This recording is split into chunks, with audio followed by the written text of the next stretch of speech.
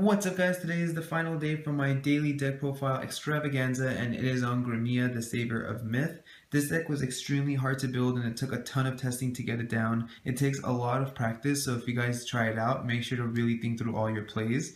This deck revolves around manipulating your life and using it as a second resource for your plays. Timing is everything, as you can sacrifice too much life and end up costing yourself the game.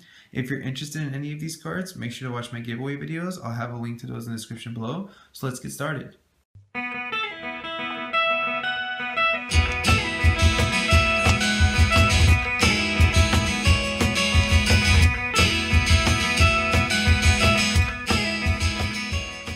My original issue with the deck is I felt like I never had enough will, so I decided to go green, and then white and black was just natural for life gain and life loss. So I have 4 light greens to be able to play my lights, 4 dark greens to be able to play my darks, and then 2 magic stone of moonshade because I sometimes feel like I need an extra light or an extra dark, and it's really nice to be able to pick and choose when. Plus the 200 cost isn't so bad when I could just heal it away.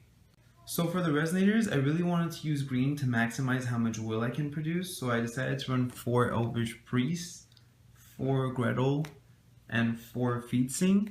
Feetsing is also really good because it prevents damage, which is really necessary because I don't want to be taking any unnecessary damage. Any life loss, I want it to be as controlled by me as I can, so if I can block an attack and then produce one on my turn, that's just a plus. The rest of the Resonators focus heavily on life gain. I run 3 Eye and 4 Little Princess to be able to gain 1,000 on enter if my life is less than 1,000, or if you have Eye and Little Princess sent to the graveyard, you gain 1,000, and there's no simpler way to get him in the graveyard than using Cinderella, who would do 200 damage to every Resonator your opponent controls. You'd gain 1,000 life, and you can search either of them if Cinderella does direct damage. I then play 2 Speaker of Creation. I like the ratio of 2 even though I only run 1 field spell, and the 1 field spell I actually run is Aladdin's Lamp. This card lets you reveal your hand in the beginning of your main phase, and if you don't have a spirit amongst them, you can add one from your deck to your hand. And the spirit I run is a White Spirit. This card is a 500/500 2-drop that lets you gain 500 life on summon, and you might wonder, well, why do you need all the life gain? But that's because I run 4 Whisper of Abyss. This card got eroded recently to be a 500 life cost instead of 501, and what it does is you pay multiples of 500 life, and you get to draw a card for every 500 you spent.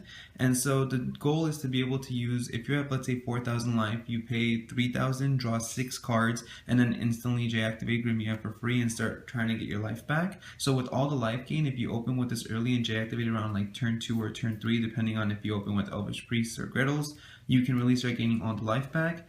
And then if you're not convinced with all the light drops anyway, we run 2 Able to be able to just clear the field. So all those Speaker of Creations and White Spirits and all those little monsters that you see that might not seem too threatening can just be incarnated with Able to just clear the field.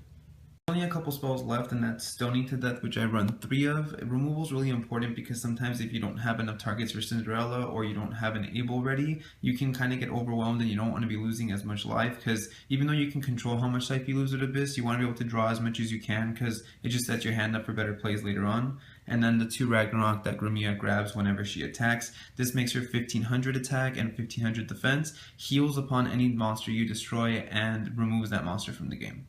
So that was my Grimmia, the Savior of Myth deck profile. If you guys have any questions or suggestions, please feel free to leave a comment in the comment section below. Thanks for watching, and as always, please subscribe to the channel. A simple click nets me 500 life points, keeping me healthy and happy for future content, and I'll catch you guys later. And before I start losing subscribers,